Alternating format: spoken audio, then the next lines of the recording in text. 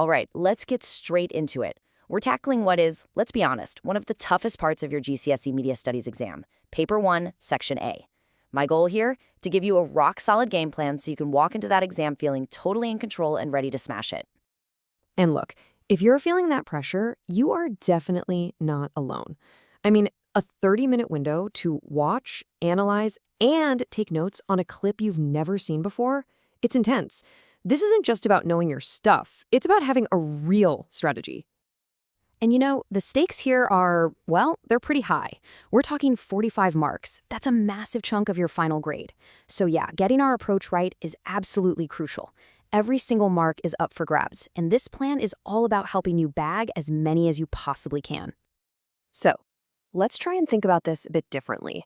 This isn't just some exam paper you have to get through. Nope. Think of it as a challenge, a mission.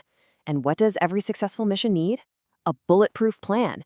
That's what we're going to build, right here, right now. We're going to turn that pressure into pure performance. Okay, first things first. You've got to know your enemy, right? Or, in this case, the exam paper itself. Let's really break down the 5 questions you're going to face in Section A. That way, you know exactly what's coming. So have a look at this. It lays it all out. Questions 1, 2, and 3, those are the ones all about that live extract you'll be watching. You kick off with a quick 5-marker on media language, but then it ramps up pretty fast to these bigger essay-style questions for 10 and 15 marks. Then, boom, a total shift. Questions 4 and 5 make you switch gears completely to think about industry, audience, and all those important contexts. Okay, let's boil this down, make it super simple.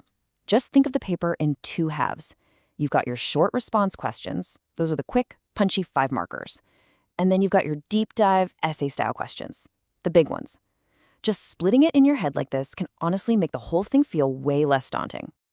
All right, let's zoom right in on what is, without a doubt, the most critical part, those first 30 minutes with the live extract. Seriously, this is where the whole thing is won or lost for those first 3 questions. And this quote right here, it absolutely nails the mindset you need to have. You are not just watching TV. You can't be a passive viewer. For those 30 minutes, you have to be an active analyst. Every single second is a chance to grab the evidence, the ammunition, really, that you're going to use in your answers.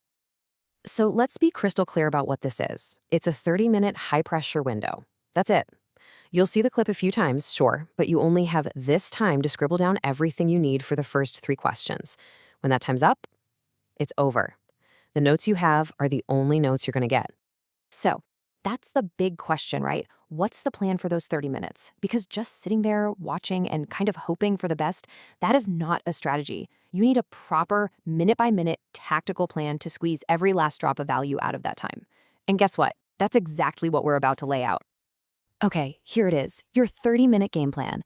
And listen, this isn't just a friendly suggestion. This is a proven, tactical timeline for breaking down that extract and grabbing top-quality evidence even when the pressure is on. So as you can see, we've broken it down into 5 key steps. We start with a reading period, then move into the first couple of screenings. After that, there's a really important intermission. Then you get your final screenings, and we wrap it all up with a note completion phase. The key thing to remember is that every single step has its own specific mission. All right, step 1, the reading period. We're talking the first 3 minutes. The clip hasn't even started yet, and you are already working. First, read questions 1, 2, and 3. Like, really read them. What are they actually asking for? Then, get your answer booklet organized. I'm talking drawing out grids, making columns for things like camera work, editing, sound. Get your structure set up before the chaos begins. Okay, step 2 is all about divide and conquer. When that first screening starts, you have one job and one job only. Find evidence for question 1. That's it. Forget everything else exists. Then, for the second screening, your brain switches gears. Now you are hunting only for evidence for question 2. By doing this, you stop your brain from getting totally overloaded, and you make sure your notes are super focused. Then we hit step 3, the intermission. And let me be clear, this is not a break to chill out. No, no. This is 5 minutes of crucial, active thinking time. You need to look at the mess of notes you just jotted down and start making sense of them. Add more detail, connect the dots, clean them up, all while it's still fresh in your head. This is the moment your rough scribbles turn into solid gold evidence. Okay, step 4, the final screenings. Your primary target now is the big one, question 3. This is where you're looking for evidence on the whole framework, the context, the whole shebang. But, and this is important, these viewings are also your safety net. Keep an eye out for anything you might have missed for questions 1 and 2. It's your last chance to fill in those apps. And that brings us to step 5, the final 5 minutes. Note completion. This is it, your last chance to look over your notes, make sure they make sense, and that they're ready to go. And hey, if you feel good about them, if you're ready, don't just sit there. Get a head start. Dive straight into writing your answer for question 1. So, to wrap all that up, what are the absolute key takeaways? Number 1, know what each question is asking for. Know its focus. 2, give every single screening a single, clear purpose. Don't try to do everything at once. 3, use that intermission. It's not a break, it's for refining your notes. And finally, the big one, shift your mindset. You're not just watching a clip, you are an analyst actively hunting for evidence.